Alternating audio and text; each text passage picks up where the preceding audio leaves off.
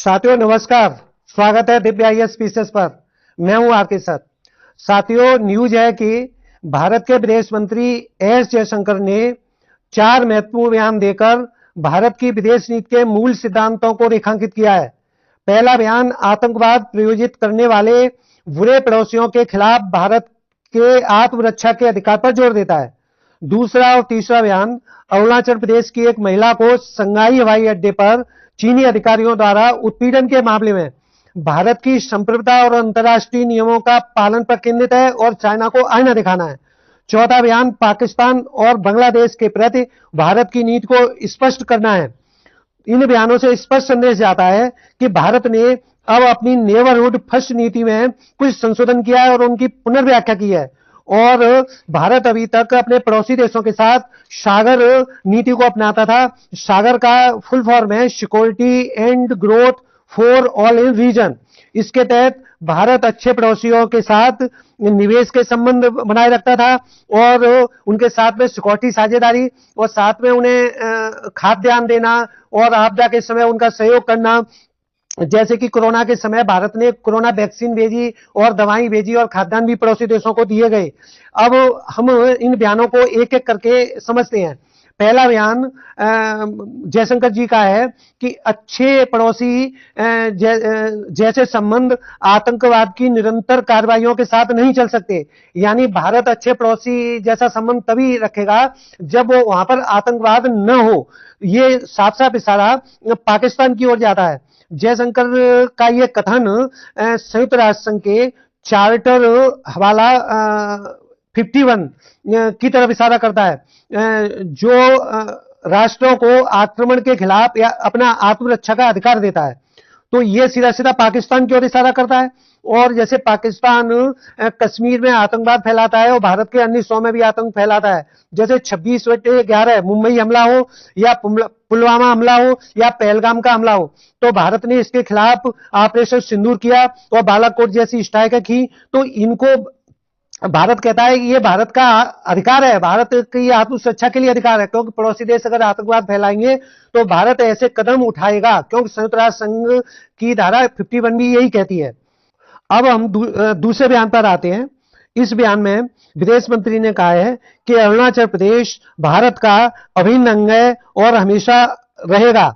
यह बयान अरुणाचल प्रदेश की उस महिला की तरफ इशारा करता है जो चीनी अधिकारियों ने कथित तौर पर अभी हाल ही में उत्पीड़न किया था। और अरुणाचल प्रदेश को चाइना जांगलू बताता रहता है, जांगलू नाम रखता है। तो महिला उत्पीड़न ये प्रतीकात्मक उत्पीड़न था, ये व्यक्तिगत उत्पीड़न नहीं था। ये चाइना की वुल्फ वॉरियर कूटनीति का उदाहरण है, जहां छोटे छोटे मुद्दों को लेकर किसी देश पर दबाव बनाया जाता है। तो चाइना चाहे 1962 के युद्ध हो या गलवान घाटी का संघर्ष हो और चाहे अरुणाचल प्रदेश को अपना बताना हो, ये वुल्फ वॉरियर नीति के तहत करता है। यानी छोटे छोटे मुद्दों को लेकर भारत पर दबाव बनाता रहता है। तो जयशंकर जी का बयान डोकलाम 2017 और लद्दाख 2020 जैसे तनावों के बाद आया है। भारत अब सशस्त्र शांति की नीति अपनाता है, केवल शांति की बात नहीं करेगा, जहां जरूरत होगी वहां शस्त्र भी उठाएगा। भारत ने इसी को ध्यान में रखते हुए ब्रह्मपुत्र नदी पर बांध बनाने की योजना को तेज कर दिया है, क्योंकि चीन यारलुंग लांगपो ब्रह्मपुत्र नदी पर बांध बना रहा है। उससे पहले भारत तेजी से ब्रह्मपुत्र नदी पर बांध बनाने जा रहा है।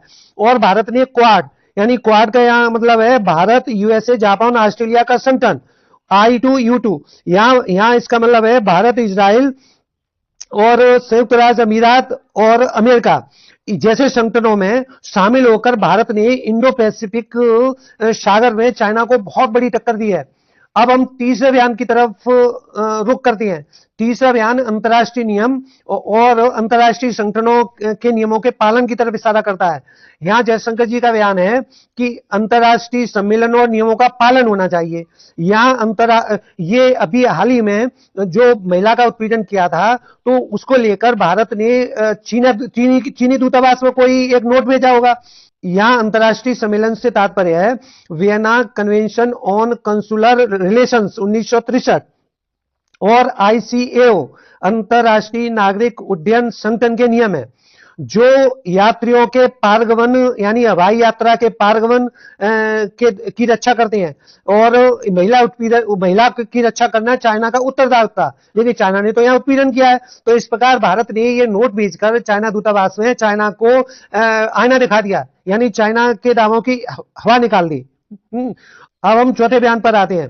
चौथे बयान में विदेश मंत्री जयशंकर जी ने कहा, आईआईटी मद्रास में बयान दे रहे थे, उन्होंने कहा कि 2 दिन पहले बांग्लादेश के पूर्व पीएम खालेदा जिया के अंतिम संस्कार में भारत का प्रतिनिधित्व करने गया था, और उन्होंने ये भी दोहराया कि अच्छे पड़ोसियों के साथ हम निवेश करते हैं और उनकी मदद भी करते हैं और उनसे हम साझा रिलेशन भी रखते हैं, लेकिन पड़ोसी अगर आतंकवाद पर अड़े हों तो भारत अपने लोगों की रक्षा करने का पूरा अधिकार रखता है। आप हमसे पानी साझा करने के लिए कह रहे हैं, और साथ ही हमारे देश में आतंक भी फैला, ये कैसे हो सकता है?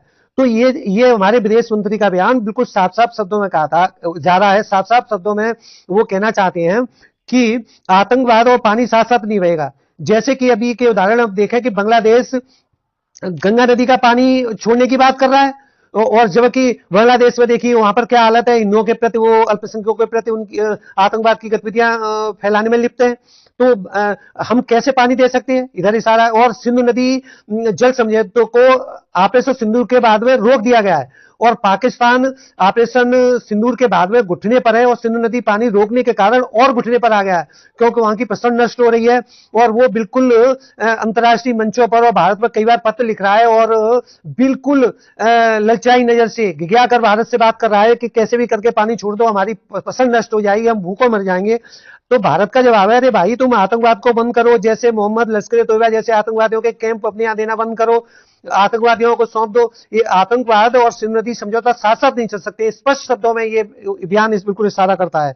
तो यहां पर भारत की नीति बिल्कुल साफ साफ है, अच्छे पड़ोसियों के साथ अच्छे संबंध रखेंगे, और बुरे पड़ोसियों के साथ में हम जवाब देने में जरा भी नहीं हिचकिचाएंगे।